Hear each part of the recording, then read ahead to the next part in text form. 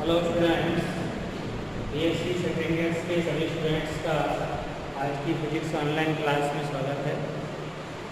जैसे कि अपन पहले से पेपर तक स्टार्ट किया था थर्मोडायनेमिक्स और स्टैटिक्स का, और उसमें अपनी फर्स्ट यूनिट चल रही थी ऊष्मीय अन्योन्य क्रियाएं। शुरुआती डिस्कशन अपन कर चुके थे पिछली वीडियो में, और बीटा प्राचार उसके आधार पर ताप और एंट्रोपी की परिभाषा भी अपन लिख चुके हैं। आज अपन पढ़ेंगे ऊष्मागतिकी का संवहनीय नियम। ऊष्मागतिकी का संवहनीय नियम।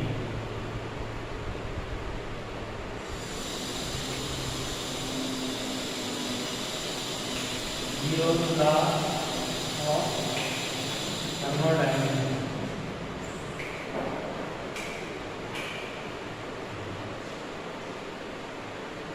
ऊष्मागतिकी का बुनियादी नियम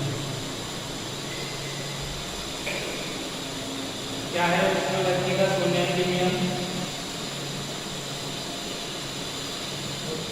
इससे पहले वाली वीडियो में अपन ने बीटा प्राचार पढ़ा था। बीटा प्राचार होता है beta E delta del of log of mu. Beta प्राचार होता है del upon del E log of E. और बीटा प्राचार को ताप के रूप में भी हमने डिफाइन किया था। बीटा बराबर था 1 अपॉन ए टी, टी बराबर 1 अपॉन के बीटा अपन ने लिखा था। यानी टेम्परेचर और बीटा प्राचार में आपस में रिलेशन है। और जब कोई दो निकाय परस्पर संपर्क में होते हैं, संपर्क में होने का मतलब जब उनके बीच में ऊष्मा का आदान प्रदान हो रहा हो, एक्सचेंज हो रहा हो, विनिमय हो रहा हो, तो उस समय टेम्परेचर डिपेंड करता है बीटा प्राचार, और उसी से साम्य अवस्था प्राप्त होती है। साम्य अवस्था से क्या तात्पर्य होता है? साम्य अवस्था उस कंडीशन को कहते हैं जब किसी भी प्रकार का ऊष्मा विनिमय नहीं हो। अगर ऊष्मा का एक्सचेंज चल रहा है, विनिमय चल रहा है, ट्रांजैक्शन हो रहा है, स्थानांतरण हो रहा है, तो साम्य में नहीं है। और अगर स्थानांतरण बंद हो जाए ऊष्मा का, और स्थानांतरण बंद होने का मतलब बीटा प्राचार समान हो जाए या टेम्परेचर समान हो जाए, बीटा कांस्टेंट है, बीटा प्राचार समान हो जाए या टेम्परेचर समान हो जाए, तो ऊष्मा का विनिमय नहीं होता। जैसे एक सामान्य ऑब्जर्वेशन की बात अपन करते हैं, कभी भी ऊष्मा का स्थानांतरण कब होता है? जब एक निकाय उच्च ताप पर हो और दूसरा निकाय निम्न ताप पर हो। तो उच्च ताप से निम्न ताप वाले निकाय की ओर ऊष्मा का ट्रांजैक्शन होता है, ऊष्मा का स्थानांतरण होता है। लेकिन अगर दोनों निकाय समान टेम्परेचर पर हो या उनके बीटा प्राचार समान हो, तो किसी भी प्रकार का विनिमय नहीं होगा। यानी कोई भी प्रकार की ऊष्मीय अन्योन्य क्रिया नहीं होगी। तो ऊष्मीय अन्योन्य क्रिया अपन पहले डिस्कस कर चुके हैं। ऊष्मीय अन्योन्य क्रिया का मतलब है ऊष्मा का आदान प्रदान, एक निकाय से दूसरे निकाय में ऊष्मा का स्थानांतरण। और स्थानांतरण तभी होगा तो दोनों निकायों के ताप असमान हो या बीटा प्राचार असमान हो। और साम्य अवस्था किसको कहते हैं? साम्य अवस्था का मतलब, साम्य मतलब समान, इक्विलिब्रियम, यानी कि दोनों के टेम्परेचर समान हो जाएं या बीटा प्राचार समान हो जाए, तो उनके मध्य किसी भी प्रकार की ऊष्मीय अन्योन्य क्रिया नहीं होगी, ऊष्मा का विनिमय नहीं होगा, ऊर्जा का विनिमय नहीं होगा। इस अवस्था को कहते हैं साम्य अवस्था। इस अवस्था को कहते हैं साम्य अवस्था। और इसी से रिलेटेड है संवहनीय नियम। नियम क्या है? देखो यार, मान लो दो निकाय हैं, एक निकाय हो गया ए और दूसरा निकाय है ये बी। ये क्या है? दूसरा निकाय बी। अब इनके बीच में कांटेक्ट नहीं किसी तरह का, तो हमने यहाँ पे ऊष्मारोधी दीवार लगा दी। क्या लगा दी है? ऊष्मारोधी दीवार। तो ऊष्मारोधी दीवार दोनों निकायों के बीच उपस्थित होने से क्या होगा, भले ही इनके टेम्परेचर अलग अलग हो, ताप असमान हो, बीटा प्राचाल असमान हो, फिर भी इनके मध्य में अन्योन्य क्रिया नहीं होगी, ऊष्मीय अन्योन्य क्रिया नहीं होगी, ऊष्मा का स्थानांतरण नहीं होगा, क्योंकि दोनों के बीच में हमने लगाई हुई है ऊष्मारोधी दीवार। ये दीवार ऊष्मा को उधर उधर जाने नहीं देगी। अब एक तीसरा निकाय अपन ले रहे हैं सी। ये तीसरा निकाय हो गया, सी नाम ले लें इसको, सी। अब ए और सी के बीच में कोई दीवार नहीं है, तो अगर इनका ताप असमान है तो इनके बीच में ऊष्मा का ट्रांजिशन होगा। अब जो उच्च ताप वाली वस्तु है उससे निम्न ताप वाली वस्तु की ओर हो जाएगा, ये उच्च से इधर से इधर आएगी ऊष्मा, ये उच्च ताप पर चली जाएगी। इसी प्रकार बी और सी का भी आपस में क्या है, ऊष्मीय कांटेक्ट है, बीच में इनके कोई दीवार नहीं है, यानी ए और सी के मध्य और बी और सी के मध्य ऊष्मा का विनिमय संभव है।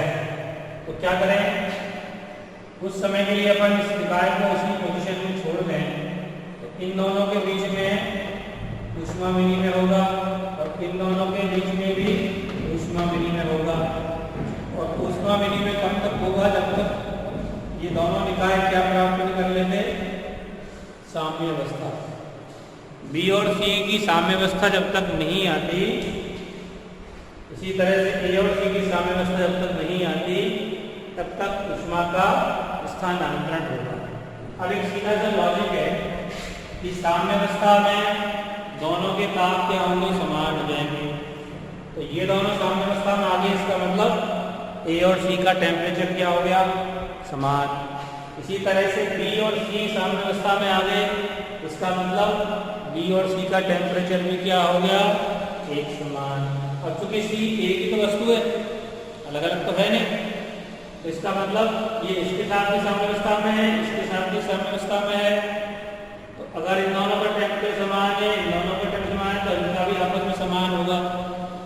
यानी कि अगर अपन कुछ देर के बाद इस ऊष्मारोधी दीवार को ए और बी के बीच में से हटा लें,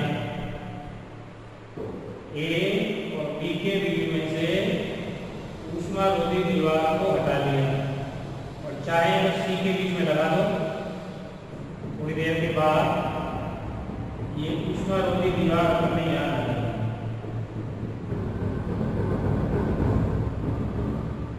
यानी AC और BC के बीच में विनिमय नहीं होने देना। तो अब अगर इनको फ्री जोड़ दिया तो अपन ये समझेंगे अब इन दोनों के बीच में विनिमय होना चाहिए। इन दोनों के बीच में अब जब दीवार हटा दी, रुकावट खत्म कर दी, तो निश्चित रूप से ए और बी के बीच में ऊष्मा का विनिमय होना चाहिए। लेकिन प्रैक्टिकली अगर देखते हैं तो ए और बी के बीच में अब भी ऊष्मा का विनिमय नहीं होता। पहले हमने दीवार लगा के इसलिए नहीं हुआ, तो अब भी नहीं हो रहा। क्यों नहीं हो रहा, इसका सीधा सा रीजन है कि इस वाले चित्र में देखो, इन दोनों के बीच में ऊष्मा का स्थानांतरण हुआ तब तक जब तक दोनों साम्यावस्था में नहीं आ जाते। इसी तरह से बी और सी के बीच में भी ऊष्मा का स्थानांतरण हुआ तब तक जब तक दोनों साम्यावस्था में नहीं आ जाते। अब ये इसके साथ साम्य में है, तो आपस में भी साम्य में हो गए, यानी ऑलरेडी वो साम्यावस्था में आ चुके हैं।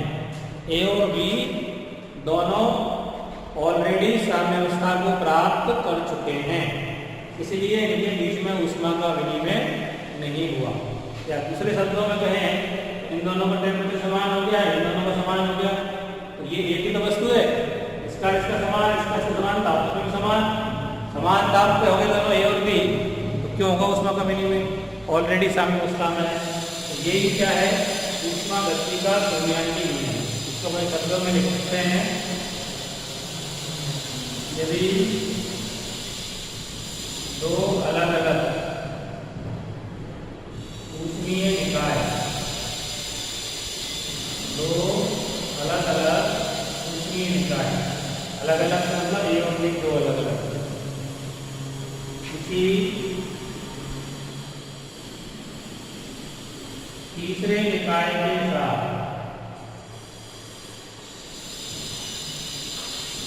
किसी तीसरे निकाय के साथ परस्पर ऊष्मीय संपर्क में है।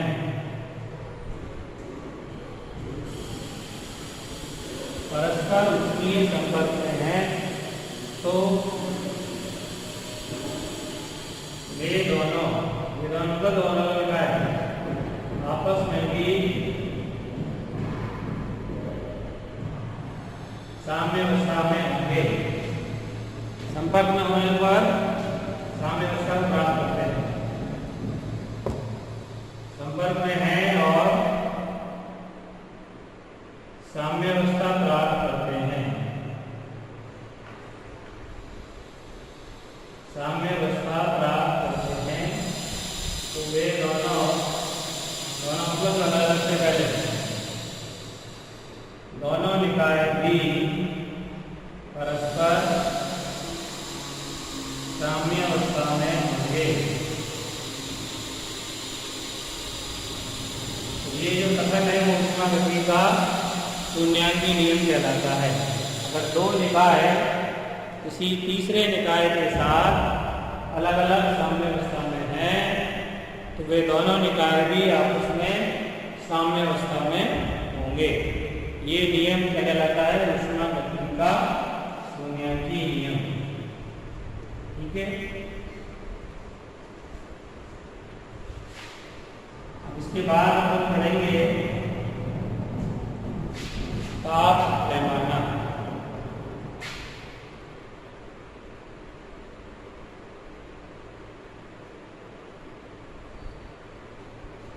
ताप को मापने के लिए पैमाने की जरूरत है, टेम्परेचर स्केल।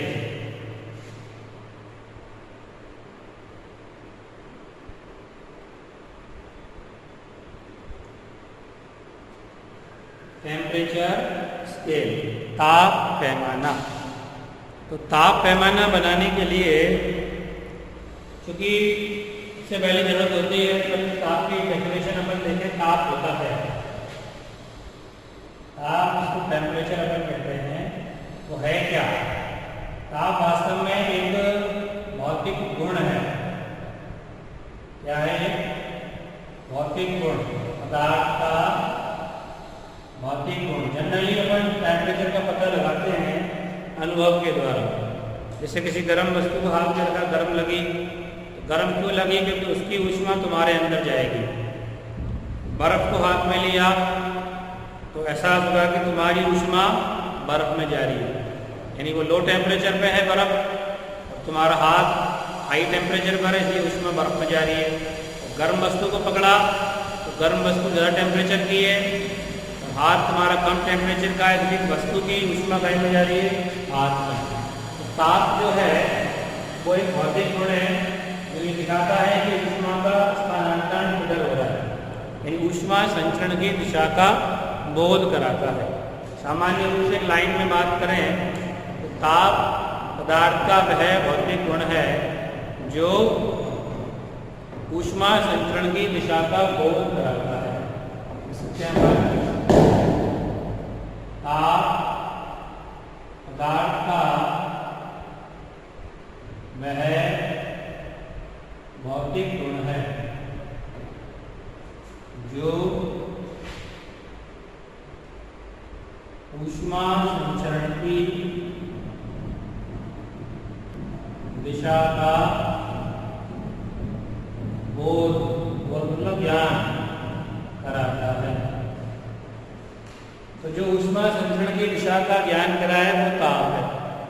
भाई एक वस्तु से दूसरी वस्तु की तरफ ऊष्मा जा रही है, तो ये ज्ञान हो रहा है कि ये उच्च ताप वाली वस्तु है, निम्न ताप वाली है, ये गर्म वस्तु है, ठंडी है। तो अनुभव करा रहा है टेम्परेचर का, ज्ञान करा रहा है।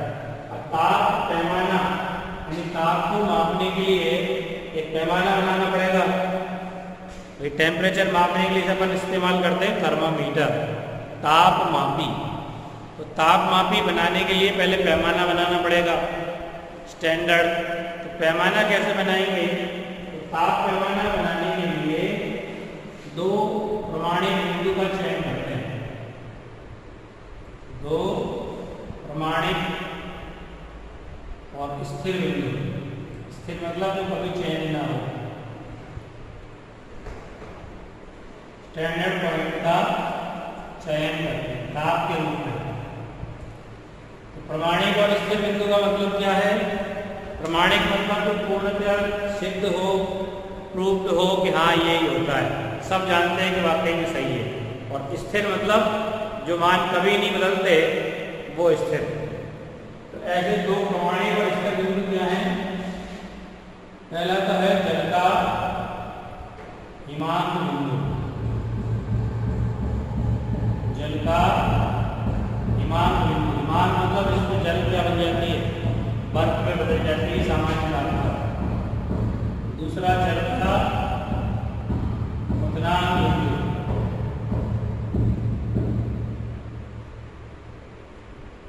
हिमांक बिंदु जैसे जनरली सामान्य तापमान का था 0 डिग्री सेंटीग्रेड। सामान्य ताप पर अगर पानी का ताप 0 डिग्री सेंटीग्रेड कर दें या 273 केल्विन कर दें तो जल किसमें बदल जाएंगे? बर्फ में। ऐसे जल का उद्गीरन बिंदु होगा 100 डिग्री सेंटीग्रेड। सेंटीग्रेड में है ये मान, 0 डिग्री सेंटीग्रेड और 100 डिग्री सेंटीग्रेड। तो दो सिलेक्टेड पॉइंट लेंगे जो प्रमाणित हो, स्थिर हो, बदले नहीं जिसका मान कभी, स्टैंडर्ड हो, सिद्ध हो, प्रमाणित हो कि हाँ हिमांक बिंदु ये होता है, उद्गीरन बिंदु ये होता है। अब इनका जो डिफरेंस है दोनों का तापांतर, ताप का जो अंतर है, तापांतर को बराबर भागों में बांटेंगे, बराबर भागों में विभाजित कर लेते हैं। बराबर जो भाग हो जाएंगे इसके, तो एक भाग कहलाएगा 1 डिग्री सेंटीग्रेड। जैसे 0 से 100 तक का डिफरेंस कितना है? 100 का अंतर है दोनों में, तो 100 डिग्री सेंटीग्रेड के अंतर को 100 भागों में बांट दो, तो एक भाग क्या कहलाएगा? 1 डिग्री सेंटीग्रेड। 5 भाग हो गए तो 5 डिग्री सेंटीग्रेड, 9 भाग हो गए तो 9 डिग्री सेंटीग्रेड। इस तरह से अपन ताप पैमाना निर्धारित कर सकते हैं। अब इसके बाद बात करें तापमापी बनाने के लिए। पैमाना तो अपन निर्धारित कर देंगे, पैमाने थोड़ी ताप मापा आएगा, मापी चाहिए, ताप मापी थर्मोमीटर। तो ताप मापी के लिए अपने कोई पदार्थ चाहिए, तो अपने जनरली टेम्परेचर नापने के लिए थर्मामीटर कभी देखा होगा, बुखार वगैरह नापते हैं, घरों में भी उपलब्ध होता है। और नहीं तो डॉक्टरों के पास देखा होगा, जब आपको बुखार आता है तो टेम्परेचर चेक करके हिसाब से ही दवाई देते हैं। सामान्य व्यक्ति का टेम्परेचर होता है लगभग स्वस्थ व्यक्ति का 98 डिग्री फ़ारेनहाइट या सेंटीग्रेड में 37 डिग्री लगभग। अगर वो फ़ारेनहाइट में ही नापता है, जो थर्मामीटर डॉक्टर के पास होता है, वो स्वस्थ व्यक्ति का 98 डिग्री होता है। अगर किसी का 100 डिग्री कैलकुलेट हो रहा है तो इसका मतलब सामान्य बुखार है। 101 या 102 हो रहा है तो तेज बुखार है। 3 या 4 हो गया, 103, 104 तो बहुत तेज बुखार है। तो मापने के लिए तापमापी बनाना पड़ेगा। अब जनरली जो तापमापी हम लोगों ने देखा है, उसमें देखा होगा एक पारा होता है जो टेम्परेचर के साथ उसका प्रसार होता है। टेम्परेचर बढ़ने के साथ उसका प्रसार होता है, और प्रसार इस तरह से होना चाहिए कि वो टेम्परेचर के समानुपाती हो। पारे तो उसके अंदर भरा हुआ है, उसका प्रसार या रेखीय प्रसार टेम्परेचर के क्या होना चाहिए? समानुपाती। समानुपाती हो तभी तो जितना टेम्परेचर बढ़ा उतना वो बढ़ गया। तो उसकी हाइट से अपन पैमाने को कैलकुलेट करके, उसकी हाइट के अकॉर्डिंग पैमाना बना के, अंशांकन करके अपन टेम्परेचर का मापन कर सकते हैं कि इतना टेम्परेचर है। तो तापमापी बनाने के लिए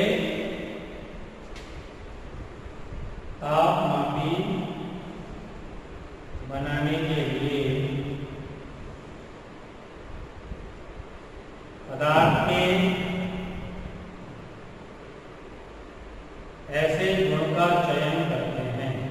पदार्थ के ऐसे गुण का चयन करते हैं जो आपका रेखीय फलन हो। क्या हो? आपका रेखीय समानुपाती कह सकते हैं। तो ऐसे इस पदार्थ को अपन तापमान के लिए यूज करेंगे, उस पदार्थ के ऐसे गुण का चयन करेंगे जो ताप के समानुपाती हो, यानी वो गुण ताप बढ़ने के साथ रेखीय रूप से बढ़े, ताप घटने के साथ रेखीय रूप से घटे। वो गुण हो सकता है आयतन वृद्धि हो, दाब वृद्धि हो, लंबाई में वृद्धि हो, ऊंचाई पारे की स्तंभ में वृद्धि हो, ये सब गुण ही है। तो टी एक्स जो है वो प्रोपोर्शनल टी प्रोपोर्शनल होना चाहिए एक्स के। एक्स क्या है? एक्स का एक सिंबल है, इसकी जगह आयतन हो सकता है, दाब हो सकता है, रेखीय प्रसार हो सकता है, तो पदार्थ का मान आप बढ़ेगा तो भी बढ़ना चाहिए। टी प्रोपोर्शनल समानुपात सिलेंडर के अंदर लगा दें ए एक्स, ये तो कोई कांस्टेंट है। अब कोई अज्ञात ताप अगर अपने को मापना है, तो अज्ञात ताप को मापने के लिए तो ऐसे गुण का चयन करेंगे। तो अज्ञात ताप की तुलना पहले ज्ञात ताप के साथ होगी, तभी होगा। तो ज्ञात ताप क्या होता है? जो पहले से ज्ञात है। तो ज्ञात ताप के रूप में जल का बिंदु लेते हैं, जल का बिंदु मतलब जहाँ पे पदार्थ की तीनों अवस्थाएं साम्य अवस्था होती है, ठोस, द्रव, गैस, तीनों अवस्थाएं जब साम्य में होती है उसको कहते हैं। जल का बिंदु होता है, ताप होगा 0.0098 डिग्री सेंटीग्रेड, या केल्विन लिखें तो 273.16 केल्विन, और दाब उसका होता है 4.58 मिलीमीटर पारे के स्तंभ के बराबर। इस दाब पर जल का बिंदु होता है। तो ये स्टैंडर्ड पॉइंट है जिसको अपन TR से बता सकते हैं। TR का मतलब ट्रिपल पॉइंट, त्रिक बिंदु यानी ट्रिपल पॉइंट। तो इसको अपन ज्ञात ताप मान के चलेंगे तो फिक्स है। इस समीकरण के अकॉर्डिंग TR बराबर A x TR। इस ताप का भी कोई गुण होगा पदार्थ का, जैसे आयतन लेके चल रहे हैं तो इस ताप का कितना आयतन है, और अज्ञात ताप का ये आयतन है। ये तो अज्ञात अभ्यर्थी और ये अज्ञात। समीकरण 1 और 2 की तुलना करें, T/A TR बराबर क्या हो जाएगा? x/x TR। T बराबर क्या हो गया? x/x TR into TR। अब ये ज्ञात नहीं, ये भी ज्ञात होगा। तो ट्रिपल पॉइंट पे कितना मान है उस गुण का, यानी आयतन है अगर गुण तो आयतन का मान कितना है, दाब है वो गुण, दाब का मान कितना से ताप पे इतना दाब होता है, इस ताप पे इतना दाब होता है, पहले से ज्ञात है, नॉन है। तो ये दोनों मान पहले ज्ञात है। अब अज्ञात ताप पे x का मान कितना आएगा? जैसे मान लो अज्ञात गुण को अपन पदार्थ का जो गुण x ले रहे हैं, वो हो सकता है आयतन हो सकता है वो दाब हो, कुछ भी हो सकता है। तो अगर आयतन है तो अज्ञात आयतन कितना है वो टेम्परेचर पे कैलकुलेट कर लेंगे, गणना करेंगे, मापन करेंगे, तो अज्ञात ताप का मापन अपन कर सकते हैं। ये दोनों तो ज्ञात है ऑलरेडी, T/273.16 केल्विन, और x TR उस ट्रिपल पॉइंट पर पदार्थ का गुण। तो इन दोनों का मान अगर अपन भरते हैं इसमें, तो x जो अननोन है, अननोन टेम्परेचर पर अननोन मान गुण का, उसका मान कैलकुलेट करके अपन अज्ञात ताप का मान ज्ञात कर सकते हैं।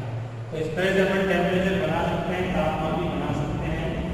तो जनरली 2 प्रकार के तापमान भी हो सकते हैं, एक दाब के रूप में और एक आयतन के रूप में।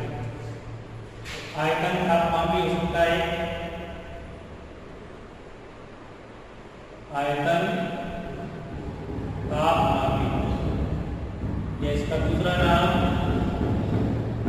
स्थिर दाब तापमापी। स्थिर दाब तापमापी इसलिए दाब को कांस्टेंट रखेंगे और आयतन में वृद्धि के हिसाब से या कमी के हिसाब से टेम्परेचर को नोटिफाइड करेंगे। टेम्परेचर आयतन के समानुपाती होता है। ये अपन ने नियम पढ़ रखे हैं पहले, P बराबर RT होता है। आदर्श गैस अवस्था समीकरण है। R ऑलरेडी कांस्टेंट है। अगर दाब को भी नियम कर दिया, दाब को अगर नियम कर दिया तो B प्रोपोर्शनल क्या हुआ? T। B प्रोपोर्शनल हो रहा है T, यानी आयतन बढ़ेगा तो ताप भी बढ़ेगा। तो आयतन में वृद्धि को माप के ताप में वृद्धि माप सकते हैं, या आयतन में कमी को नाप के ताप में कमी को माप सकते हैं। तो अननोन टेम्परेचर कैसे नापेंगे? अननोन टेम्परेचर के लिए अपने को अननोन आयतन का मापन करना पड़ेगा। अननोन आयतन का मापन करके अपन क्या निकाल सकते हैं? Unknown temperature. तो इस तरह का तापमापी कहलाएगा आयतन तापमापी। इसमें दाब स्थिर है, तो नियत दाब पर ही, नियत या स्थिर दाब पर आयतन क्या होता है? ताप के समानुपाती होता है।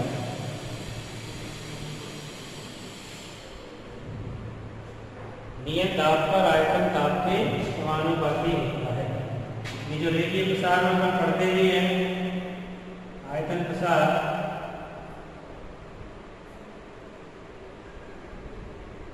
आयतन प्रसार में B बराबर V0 प्लस अल्फा T, यानी V0 प्रारंभिक आयतन, ये बाद का आयतन है, टेम्परेचर ये रेखीय प्रसार गुणांक हो सकता है। अल्फा B माइनस V0 करके अपन निकाल सकते हैं। ये ज्ञात अज्ञात ताप हो गया कोई, ये तो प्रारंभिक आयतन हो जाता है। इसके आधार पर अपन टेम्परेचर में वृद्धि ज्ञात कर सकते हैं। तो आयतन को माप के ताप में वृद्धि, ताप का मापन कर सकते हैं। दूसरा जो होता है उसका नाम है दाब तापमापी। दाब तापमापी, दूसरा नाम है स्थिर आयतन तापमापी। इसमें क्या होगा? आयतन को स्थिर रखना है। तो अगर आयतन को कांस्टेंट रख दिया P बराबर RT में, R तो कांस्टेंट है ही, आयतन को नियत रख दिया, P प्रोपोर्शनल क्या है? T। P प्रोपोर्शनल क्या है? T। यानी दाब जो है वो ताप के समानुपाती है। ताप बढ़ेगा तो दाब बढ़ेगा, ताप घटेगा तो दाब भी घटेगा। तो दाब का मापन कर लें, दाब की कैलकुलेशन कर लें, उस आधार पर भी ताप का मेजरमेंट कर सकते हैं, ताप का मापन अपन कर सकते हैं। तो इस तरह ये दो प्रकार के हो गए। और भी कई होते हैं, प्रतिरोध तापमापी भी होता है, उसमें विकिरण प्रतिरोध तापमापी भी होता है। लेकिन जनरली जो अपना काम होता है थर्मोडायनामिक्स में, एक तो आयतन तापमापी, इसका दूसरा नाम क्या है? स्थिर दाब तापमापी। दूसरा है दाब तापमापी, इसमें दाब को नियत रखना है और आयतन में परिवर्तन के आधार पर ताप का मापन कर सकते हैं। तो इसमें आयतन को स्थिर रखना है और दाब माप के ताप का मापन कर सकते हैं।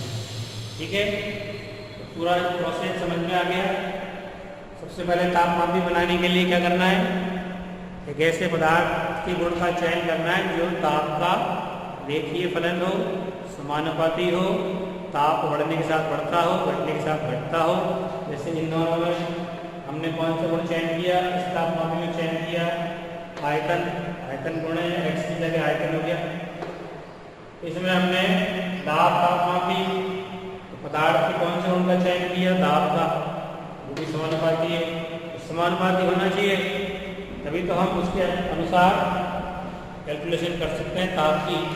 आयतन माप के दाब माप, आयतन माप के ताप माप सकते हैं और दाब माप कर भी ताप की गणना कर सकते हैं। तो ये दो तरह के मूल रूप से तापमापी हो सकते हैं। आगे हम अगली क्लास में अपन डिस्कस करेंगे। आज के लिए टॉपिक काफ़ी है। और एक चीज़ ध्यान रखना, अगर क्लास ले रहे हो ऑनलाइन रेगुलर लेते रहो, पढ़ते रहो, नोट्स बनाते रहो, पढ़ना है, एग्ज़ाम भी होनी है तुम्हारी, इसलिए रेगुलर क्लास लेते रहो, तो ही इस ऑनलाइन क्लास का फ़ायदा है। ठीक है।